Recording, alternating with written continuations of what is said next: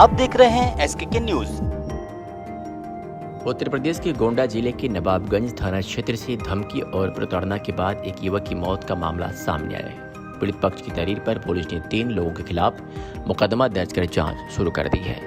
ग्राम शाहपुर निवासी अयाज उर्फ भोलू ने पुलिस को दी तहरीर में बताया कि उनके भाई मोहम्मद मुमताज का गांव के ही अब्दुल रज़ीक उस्मानी बसपा नेता मोहम्मद फिरोज और फहीमुल हक उस्मानी से चुनावी रंजिश और जमीन को लेकर विवाद चल रहा था। आरोप है कि इसी रंजिश के चलते आरोपी अक्सर उन्हें झूठे मामलों में फंसाने और परेशान करने की धमकी देते रहते थे। FIR के अनुसार 1 अप्रैल 2026 को दोपहर करीब 12 बजे तीनों आरोपी उनके घर के पास पहुंचे और मोहम्मद मुमताज को भद्दी गालियां देते हुए जान से मारने की धमकी देने लगे। आरोप है कि आरोपियों ने उनके साथ दुर्व्यवहार करते हुए हाथापाई भी की और धक्का दे दिया।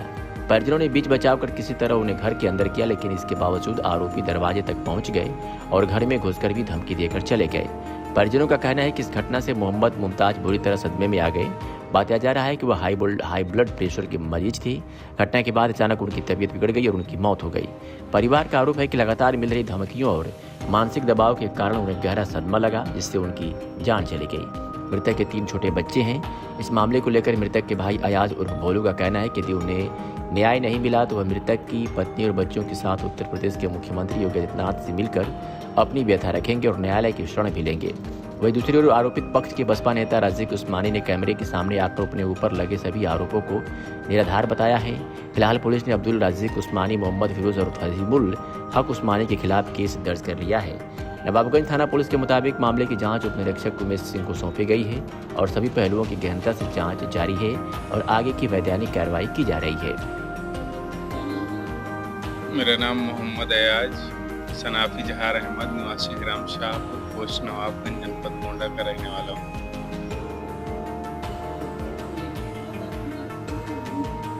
हमारे भाई का इंतकाल 1 अप्रैल को हो गया था।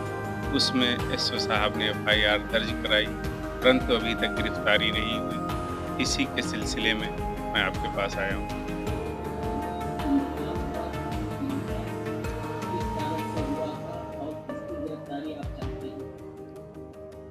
मास्टरमाइंड अब्दुल रज़ीक उस्मानी जो हमारे भाई को जो प्रताड़ित करते रहते थे, मानसिक दबाव, मानसिक प्रेशर बनाए रखते थे, उन्हीं के कारण ये हमारे भाई का इंतकाल हुआ। मेन वजह उन्हीं है और उनके 2 सहयोगी, उनकी मैं गिरफ्तारी चाहता हूँ। जो उनके 2 सहयोगी आप बता रहे हैं, उनका नाम बताइए और जो ये प्रकरण है वो आप विस्तृत बताएं कि वास्तविक में मामला क्या है। फहीमुल हक उस्मानी और मोहम्मद फिरोज, ये रज़ीक उस्मानी के 2 गुर्गे हैं। ये आम के पेड़ के नीचे बैठे हम लोगों की बातचीत हो रही थी। उसमें फहीमुल हक तेज बात करने लगे और मेरे भाई से धक्का मुक्की करने लगे। मेरा भाई ब्लड प्रेशर का मरीज था और ये बात रज़ीक उस्मानी को भी पता थी। रज़ीक उस्मानी ने उनको भेजा था और उनको जो है उनके ऊपर उन्होंने प्रेशर बनाया और कहने लगे कि मैं तुम्हें गोली से मरवा दूंगा। इसके तुरंत बाद मैं अपने भाई को जब देखा कि जो है ये लोग जो है ज़्यादा वो करने लगे हैं, मैं अपने भाई को पकड़ कर लेकर आया घर में। मैंने कहा कि लड़ाई झगड़ा ना करो, तो फौरन जो है घर में आते ही उसके जो है ब्लड प्रेशर की वजह से उसका ब्रेन हेमरेज हो गया और उसकी मृत्यु हो गई। रज़ीक उस्मानी का हमारा पहले से कोई विवाद नहीं चल रहा था। हम रज़ीक उस्मानी के साथ रहते थे। रज़ीक उस्मानी का 2015 का चुनाव लड़े। रज़ीक उस्मानी का मेन चुनाव मैंने लड़ाया, उसने पूरी मैनेजमेंट किया। उसके बाद में जितनी प्रधानी हुई सब मैंने उनको वोट दिया और उनका खुला सपोर्ट किया। हम साथ रहते थे, परंतु 1 साल से रज़ीक उस्मानी हमारे ऊपर और हमारे भाई के ऊपर ये अत्याचार करने लगे और फॉरएवर लॉन में हमारे ऊपर उन्होंने अटैक भी किया। उसका FIR में लिखवाने जा रहा था, परंतु राहुल सिंह ने मना कर दिया, FIR नहीं किया। परंतु उसकी हमारे पास वो मेडिकल रिपोर्ट है और FIR का जो है प्रथम सूचना का वो है। 112 पर भी मैंने फ़ोन किया था। हमारे भाई को और हमको इन्होंने जो है पहले बलात्कार में फंसाने की कोशिश की उसके बाद में इन्होंने मोटरसाइकिल का इल्ज़ाम लगाया और उसके बाद में इन्होंने ड्रग्स का जो है एप्लीकेशन दिया। आज 1 सालों से ये बहुत प्रताड़ित कर रहे थे, मानसिक और आर्थिक नुकसान दे रहे थे। हमारा भाई पूरी रात इनके कृत्य की वजह से सो नहीं पा रहा था और इनके सगे संबंधी से उसकी अभी जो इंतकाल होने के बाद में जो मोबाइल का हम लोगों ने देखा, तो आप सुनोगे तो आपके होश दंग रह जाएंगे किस तरह से वो लोगों से बात कर रहा है। इनकी प्रताड़ना की वजह से उसकी मृत्यु हुई।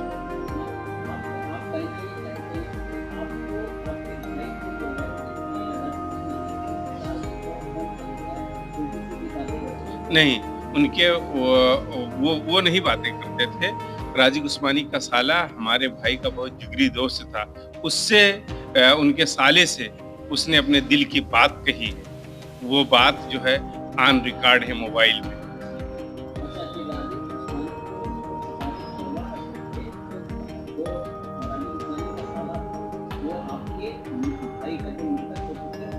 उनका दोस्त था, बहुत जिगरी दोस्त थे। ये लोग जो है साथ में रहते भी थे और दोनों बड़े हमदर्द थे। उनसे जो है उन्होंने अपने दिल की बात कही।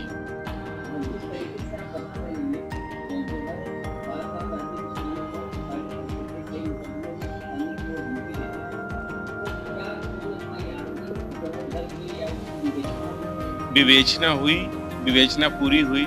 पुलिस ने पूरा सहयोग किया, पुलिस हमारे साथ थी। उसमें जो है हमारे यहाँ के जेडी साहब हैं, जेडी साहब ने भी उसमें बड़ी मदद की। उसके बाद में श्री वेद प्रकाश दुबे, ननके मुन्ना भैया ने भी मदद की।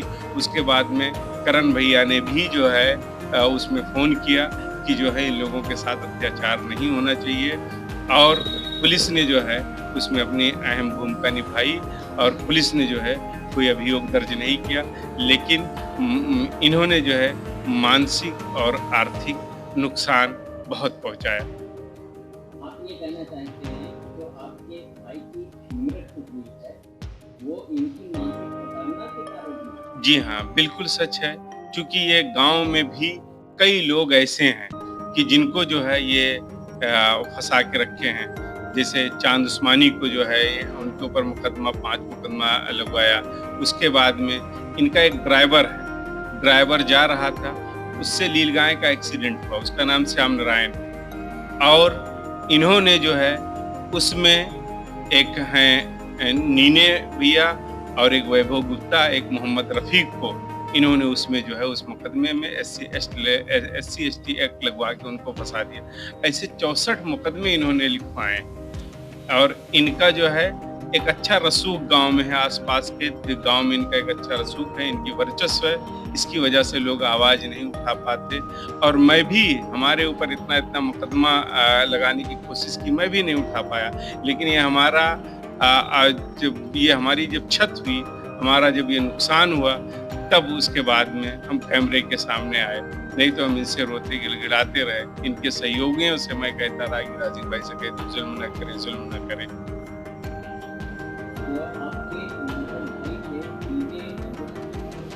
हमारे मृतक भाई के 3 बच्चे हैं। एक 5-6 साल का है लगभग और एक 4-5 साल की लड़की है, 4 साल की, और एक 1.5 साल की लड़की है। 3 बच्चे हैं, तीनों बच्चे मासूम हैं।